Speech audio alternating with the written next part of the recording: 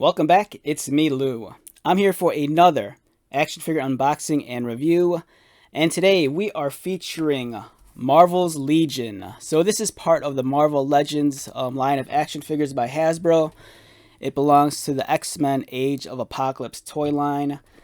This toy line came out many months ago, and it's just now that I decided to cave in and complete the set.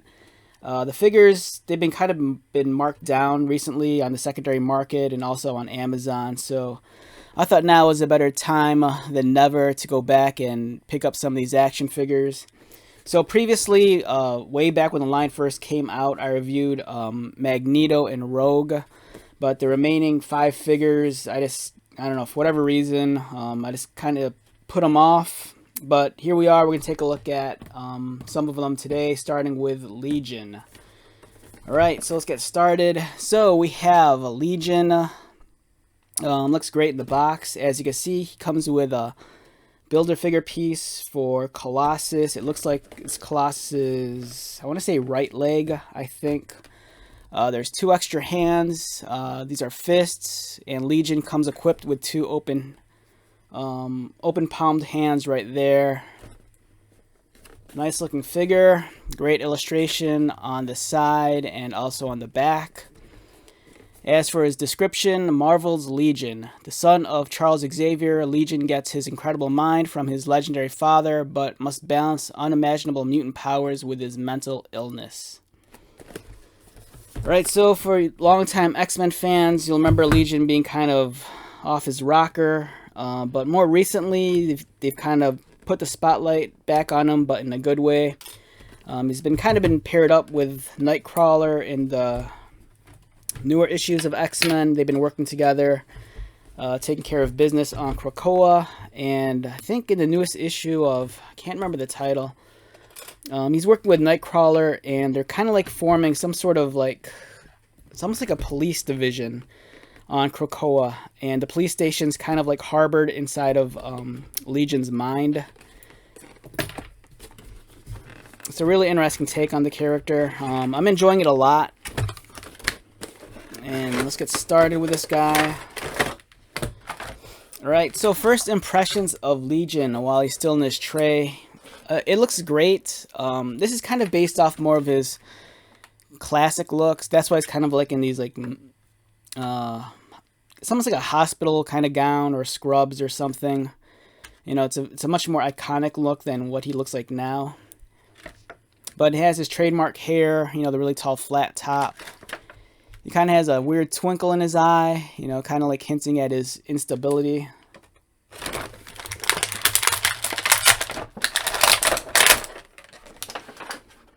Okay, let's take a look at the figure up close.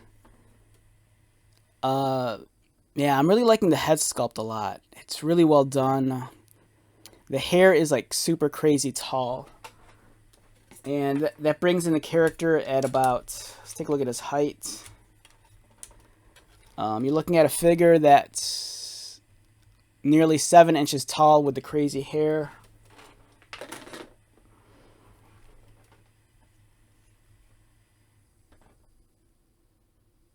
Let's get his face into focus, take a closer look at the detail. Yeah, as you can see, nice detail on the face. I love the expression. I like how his left eyebrow is kind of like tweaked up a little. It's almost like the people's eyebrow, and a little smirk kind of like indicates his instability. You know, he always has something cooked up, or whether it's his trust issues of his father or if he's just a little off his rocker. You know, David or Legion is an Omega level mutant. And, I mean, there's something to be said about his costume design. You know, it's very subtle. It's very understated, especially for his power set. You know, he's one of the most powerful mutants. So, yeah, great figure so far. I'm liking the detail. The sculpting on his top is really well done. Nice wrinkles. Likewise on his pants, great wrinkles. There's like a slight shading applied to bring out the shadows, and it looks nice. He's barefooted. His pant legs are a little bit on the shorter end. Now the body size of this character, this is he's not as buff or bulked out as like, you know, Wolverine or Cyclops. And his, you know, to give you an idea of his physique, it kind of borderlines more so on Spider-Man. He's a little bit more on the thinner side. Articulation wise, Legion's head rotates left and right. He could look down about that much. He could kind of tuck his chin in a little. He could look up. He has a cut mid-torso, which allows for an ab crunch, so he can crunch forward. He can arch back.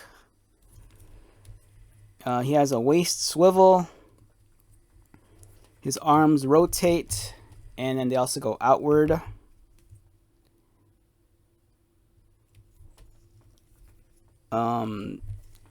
Double jointed elbows, and the pins are exposed, and his bicep cut to allow for swivel. His legs kick forward, pretty high actually. They kick outward about that much. Double jointed knees, as you can see right there,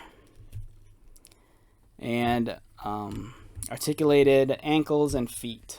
So it's a very solid figure.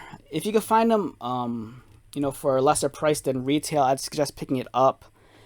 Now, unless you're really, really in love with the Age of Apocalypse line and you need that Colossus figure, you know, I think the line's kind of, not that it's been neglected. I mean, I think usually like with X-Men, at least where I live with the Marvel Legends stuff, normally like the more dedicated like